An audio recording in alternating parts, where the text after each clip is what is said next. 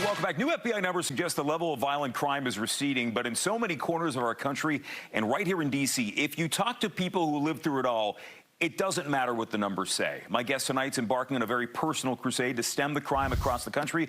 Let's bring in Fox News contributor and friend of ours here at Fox 5, Gianno Caldwell, backing up late with me tonight here on the Final Five. It is good to see you again. Welcome in.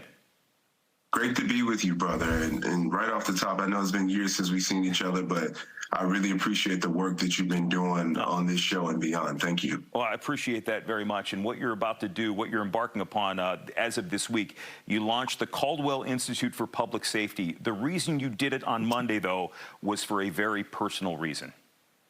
That's right. On June 24th, 2022, my teenage baby brother, Christian, innocent teenage baby brother, Christian, was murdered on the south side of Chicago.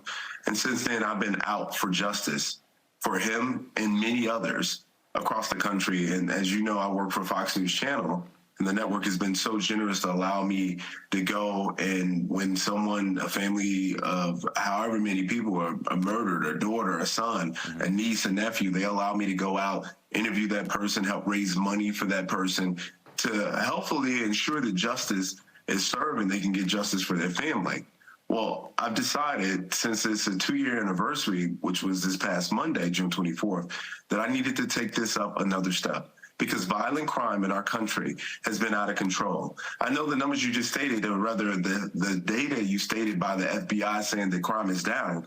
Well, what we've come to learn is a lot of jurisdictions have decided to withhold their data. So the idea that crime is down in many jurisdictions may not be all that true. If you look at D.C. as an example, just last year, a 35% increase in homicides. The robberies up 67%, car thefts up 82%, thefts up 23%, overall crime up 39%.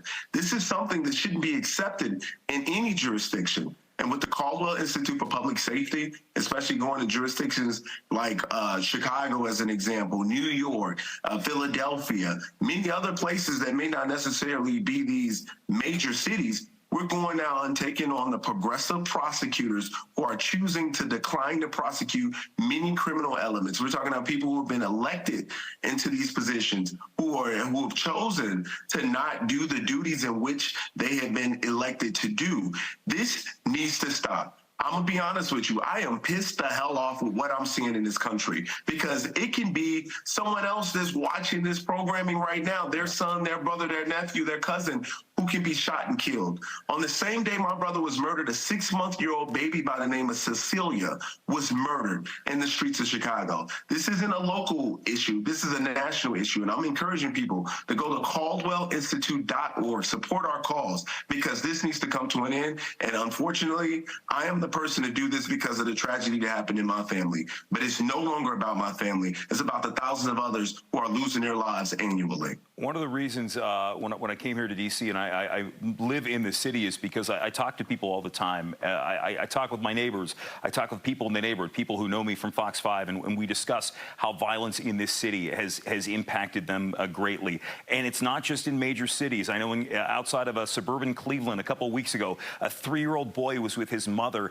and he was stabbed in front of her to death by somebody who should not have been out there on the streets. And we see that. Look, I understand the focus by prosecutors in many of these cases where you want to give young offenders a chance, but what we realize in many of these cases, these chances are wasted in many of these instances.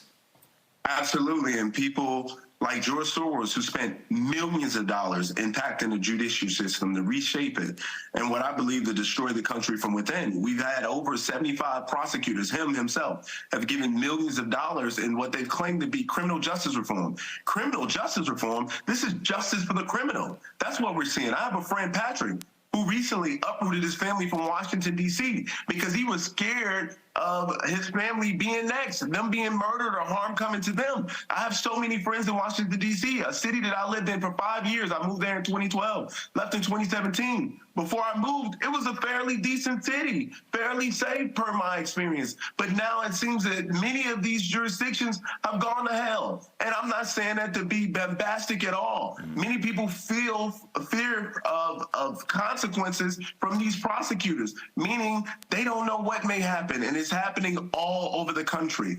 People have been looking for solutions to this. Here I am providing the vehicle through the Caldwell Institute of Public Safety. I encourage people to go to caldwellinstitute.org. We need to change what's going on. We have to change the dynamic. We no longer have a choice in this matter. Real quick, you were working with other people in this endeavor, right? Yes. People like former Attorney General of Florida, Pam Bondi, Dr. Drew Pinsky, who's helped put together a manual with a relative of mine, Dr. Hines, on mental health. When people go through these experiences, what should they do? We have people like Jerron Smith, former White House person. Yeah. We have Joel Fitzgerald, who's a current police chief, whose son was the Temple University police officer who was murdered in Philadelphia. Not assault on crime DA Larry Krasner is trying to slow walk it to ensure the person who did it doesn't get the death penalty. Many others have joined the fight with us, and I'm encouraging everyone under the sound of my voice, join this fight, because we don't want your family member to be next. Go to caldwellinstitute.org.